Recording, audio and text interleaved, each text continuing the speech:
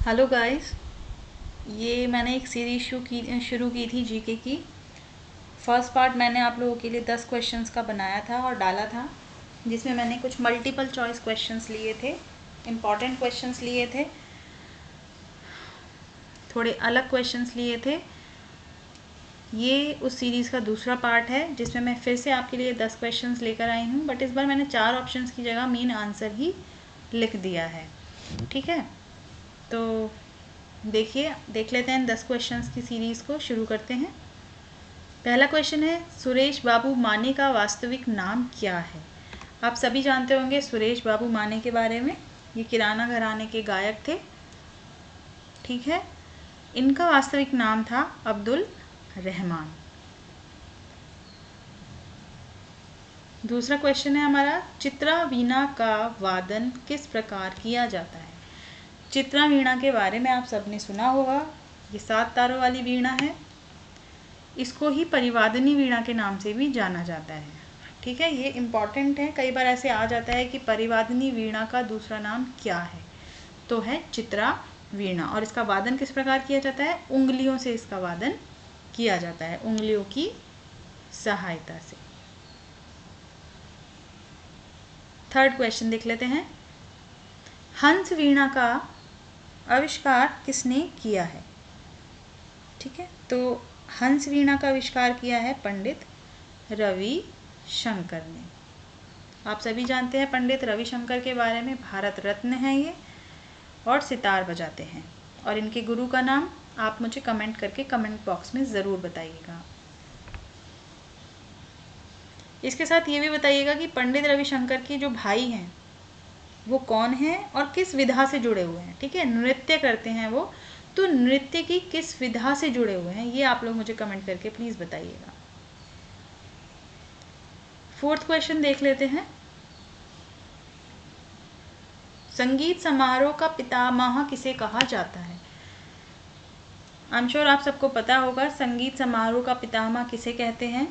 ये भातखंडे जी हैं। भातखंडे जी को ही संगीत समारोह का पितामह कहा जाता है। मतलब ऐसा कहते हैं कि सबसे पहले जो संगीत के समारोह करने की एक पद्धति चालू हुई वो इन्होंने ही चालू करी थी। और सबसे पहला जो सम्मेलन करवाया था वो इन्होंने बड़ौदा में करवाया था।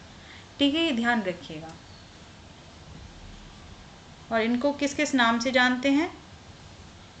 चतुर पंडित के नाम से भी जानते हैं, और इनका एक नाम हर रंग भी है। शायद कम लोगों को पता होगा, पर हर रंग भी इनका नाम है।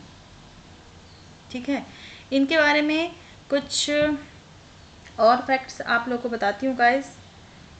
वैसे तो ये जयपुर रतरौली से बिलोंग करते हैं, पर इन्होंने एक इंस्ट्रूमेंट भी सीखा है बजाना। ठीक है, वो इंस्ट्रूमेंट कौन सा है और उसमें इनके गुरु कौन हैं ये आप लोग मुझे प्लीज़ बताएंगे। ठीक है, और अगर आपको नहीं आता है तो फिर मैं आपको नेक्स्ट वीडियो में बताऊँगी, लेकिन तभी बताऊँगी जब आप लोग देखेंगे और कमेंट करके पूछेंगे। नेक्स्ट क्वेश्चन हमारा फिफ्थ क्वेश्चन है, भरत ने संगीत के लिए किस शब्द का प्रयोग किया है? ठीक है, भरत मुनि के विषय में आप सभी जानते हैं। बताना है कि संगीत के लिए उन्होंने किस शब्द का प्रयोग किया है, तो गंधर्व। आप जानते हैं कि भरत ने नाट्यशास्त्र लिखा है। नाट्यशास्त्र को बहुत कई नामों से जाना जाता है, जैसे मोक्ष शास्त्र हो गया, गंधर्व शास्त्र हो गया। ठीक है, ये इसके नाम है, ये भी कई बार पूछ लेते हैं, तो ध्यान रखिएगा। छठा क्वेश्चन हमारा है, सादरा किस ताल में गाते हैं? देखिए, इस चीज़ को लेकर पता है बहुत कन्फ्यूजन है। ये मैंने भी काफ़ी इसके बारे में स्टडी की है, क्योंकि मैं भी कई साइट्स पर क्वेश्चंस देखती हूँ, उन्हें पढ़ती हूँ, स्टडी करती हूँ। जो मुझे थोड़ा सा डाउटफुल लगता है मैं उनको अलग से भी पढ़ती हूँ, ये सोचती हूँ कि ये सही है या नहीं है। तो सादरा के विषय में जो है, वो जो एक तथ्य है कि सादरा को किस ताल में गाते हैं, तो ये क्वेश्चन बहुत बार आ चुका है। दूसरा, इसके सब लोग अलग अलग जवाब देते हैं। ध्रुपद का ही प्रकार एक तरीके से इसको बता के 4 ताल में गा दो, ऐसा कई जगह बताया है। लेकिन जो सादरा है वो सूल ताल में गाया जाता है। ये आप लोग ध्यान रखिए, बहुत इंपॉर्टेंट है। ये सूल ताल में ही गाया जाता है सादरा। जब हम ध्रुपद को सूल ताल में गाते हैं तो सादरा बनता है। ठीक है, मैंने इसके बारे में ये पढ़ा है। अगर किसी ने इससे अलग कुछ पढ़ा है या किसी के पास कुछ है तो वो प्लीज़ मुझे कमेंट करके ज़रूर बताएं। 7वां क्वेश्चन है हमारा, कुतुब। कुतुब कितने प्रकार के होते हैं? कुतुब शब्द आपने सुना होगा ज़रूर, कुतुब कैसे कहते हैं। तो ये 3 प्रकार के होते हैं। अब उन 3 प्रकारों में नाम, तत्कुतुब, अवनद्य कुतुब और नाट्य कुतुब, ये 3 प्रकार हैं। बहुत इंपॉर्टेंट है, कई बार पूछे गए हैं, ध्यान रखिएगा। तत्कुतुब, अवनद्य कुतुब और नाट्य कुतुब। क्योंकि भरत ने इन शब्दों का प्रयोग किया इसलिए और भी इम्पॉर्टेंट हो जाता है, क्योंकि नाट्य शास्त्र से बहुत क्वेश्चंस पूछते हैं। 8वां क्वेश्चन देख लेते हैं। हमारा 8वां क्वेश्चन है, संगीत रत्नाकर में कितने प्रकार के कुतुब बताए गए हैं? देखिए, अब पूछा कि संगीत रत्नाकर में कितने प्रकार के बताए गए हैं, तो वो 6 प्रकार के हैं। ठीक है, नाम मुझे नहीं फिलहाल पता है, अगर किसी को पता हो तो प्लीज़ बताइएगा। लेकिन कितने प्रकार के बताए गए हैं, तो वो 6 प्रकार के बताए गए हैं। और संगीत रत्नाकर आप लोग को पता होगा 13वीं शती में शारंगदेव जी ने लिखा था, और इसका दूसरा नाम सप्त संहिता भी है, या सप्तध्यायी, सप्तध्यायी भी है। और संगीत रत्नाकर से भी बहुत सारे क्वेश्चंस बनते हैं, एग्जाम में पूछे जाते हैं। नेक्स्ट क्वेश्चन देखते हैं।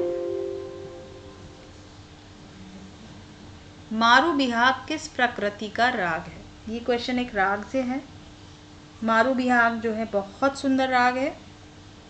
ठीक है, तो शांत प्रकृति का राग ऐसे कह सकते हैं आप मारू बिहाग को, कि मारू बिहाग शांत प्रकृति का राग है। बिहाग और मारू बिहाग से आप कंफ्यूज मत होइएगा। ठीक है, आज का हमारा लास्ट क्वेश्चन है, प्रबंध के किस प्रकार से ध्रुपद का आविष्कार माना जाता है? बहुत इंपॉर्टेंट क्वेश्चन है। प्रबंध तो आप लोगों ने पढ़े ही होंगे, क्योंकि प्राचीन समय में ध्रुपदों से पहले, या कहते हैं कि सबसे पहले क्या चलता था, तो प्रबंध ही थे। ध्रुवा गीत थी, जातियाँ थी, जिनका वर्णन हमें नाट्यशास्त्र में मिलता है। उसके बाद जो है बृहदेशी में हम देखते हैं प्रबंधों का वर्णन हमें मिलता है। ठीक है, तो रत्नाकर में इसका वर्णन है कि प्रबंध के किस प्रकार से ध्रुपद का आविष्कार हुआ। ध्रुपद कहाँ से निकला था, तो वो प्रबंध का ही एक भाग है। जिस तरीके से प्रबंध के धातु अंग होते थे, उसी तरीके से ध्रुपद के भी होते हैं। ठीक है, तो ये बहुत इंपॉर्टेंट है, इसको ध्यान रखिएगा। सालक सूड से, जो सालक सूड थे, उनसे हमारा ध्रुपद प्रबंध निकला है, ध्रुपद निकला है, सॉरी। ठीक है, बहुत इंपॉर्टेंट है। दोनों शुद्ध और सालक, ये 2 सूड प्रबंध थे जो बताए हैं, और उसमें से जो सालक सूड था, उससे हमारे इस प्रबंध की, ध्रुपद की उत्पत्ति बताई है। तो ये आज के हमारे 10 क्वेश्चंस की सीरीज़ थी फ्रेंड्स। उम्मीद करती हूँ आपको ये 10 क्वेश्चंस थोड़े से यूनिक लगे होंगे, अलग लगे होंगे। मेरा प्रयास यही है कि मैं आप लोगों के लिए इसी तरीके की मल्टीपल चॉइस क्वेश्चंस की एक सीरीज़ लेकर आऊँ, जिससे आपको क्या कहते हैं, कुछ अलग हटके चीज़ें पता चले। और देखिए, पढ़ने का तरीका क्या होता है, किसी भी कॉम्पिटिटिव एग्ज़ाम को पास करने का सबसे अच्छा तरीका क्या होता है, कि जैसे मैंने आपको कोई एक चीज़ बताई, सपोज़ मैंने भातखंडे के बारे में आपको बताया कि भातखंडे जो थे वो समारोह के पितामह हैं, उन्होंने सबसे पहले शुरू करा। तो अब आपके मन में सेकंड क्वेश्चन होना चाहिए कि आप भातखंडे जी की जीवनी पढ़िए, पूरी पढ़िए, उन्होंने कितने अधिवेशंस करवाए, क्या करवाया, कौन सी बुक लिखी, आप इसकी एक वो बनाइए। इस तरीके से अगर आप पढ़ोगे तो आई एम श्योर कोई भी कॉम्पिटिटिव एग्ज़ाम होगा आप उसे ज़रूर पास कर लोगे। कुछ क्वेश्चंस मैं आपको करवा रही हूँ, और कुछ उन क्वेश्चंस में से आप खुद क्वेश्चंस बनाइए। ठीक है, तो ये हमारे आज के 10 क्वेश्चंस हो गए। थर्ड पार्ट में जल्दी ही मिलेंगे। उम्मीद करती हूँ आपको ये अच्छा लगा होगा। अच्छा लगे तो प्लीज़ शेयर और लाइक ज़रूर कीजिए।